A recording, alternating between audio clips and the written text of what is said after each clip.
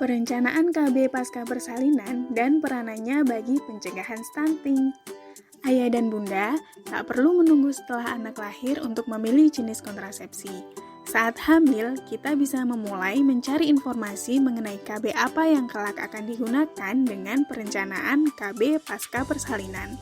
Tujuannya, selain untuk meningkatkan kesehatan ibu dan bayi, juga untuk mengatur jarak satu persalinan dengan kehamilan berikutnya.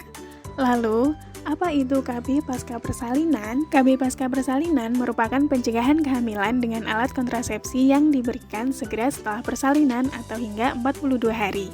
Dengan penggunaan alat kontrasepsi yang lebih cepat, kita telah memberikan kesempatan bagi tubuh ibu untuk memulihkan diri pasca persalinan.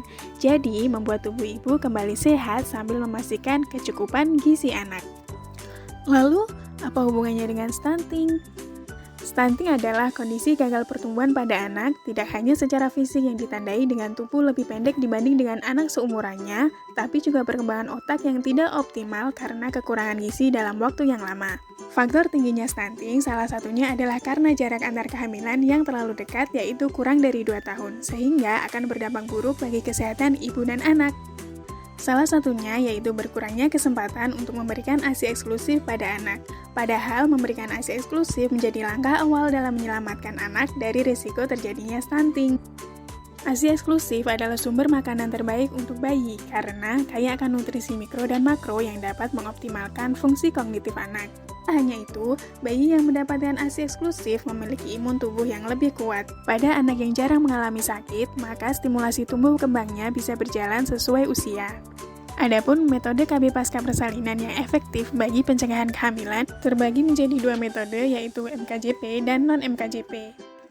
Metode MKJP yang pertama yaitu metode operasi wanita yang digunakan untuk membatasi anak.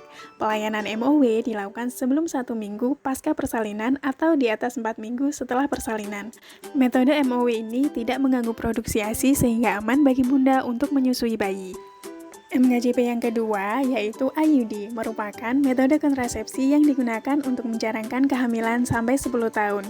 Dapat dipasang setelah plasenta lahir dan sebelum 48 jam atau di atas 4 minggu pasca persalinan. Metode ini tidak mengganggu produksi ASI. MKJP yang ketiga yaitu implan, yang merupakan metode kontrasepsi yang digunakan untuk menjarangkan kehamilan dengan masa pakai 2-3 tahun. Implan dapat dipasang segera setelah bersalin dan tidak mengganggu produksi ASI. Sedangkan untuk metode non-MKJP yang pertama yaitu suntik KB.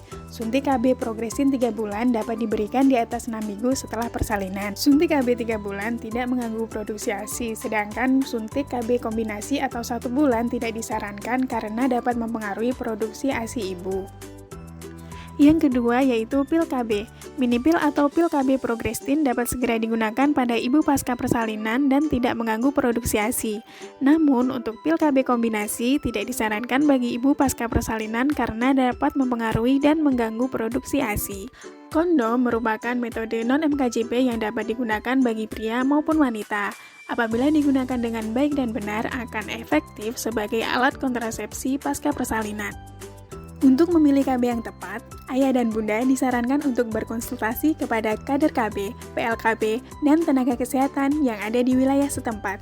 Dengan mengatur cara kehamilan sedini mungkin, maka kita dapat memaksimalkan proses asah, asih, dan asuh dari orang tua kepada buah hati. Inilah mengapa perencanaan pasca persalinan adalah kontribusi pasangan suami istri dalam menghasilkan generasi penerus yang berkualitas dan bebas stunting.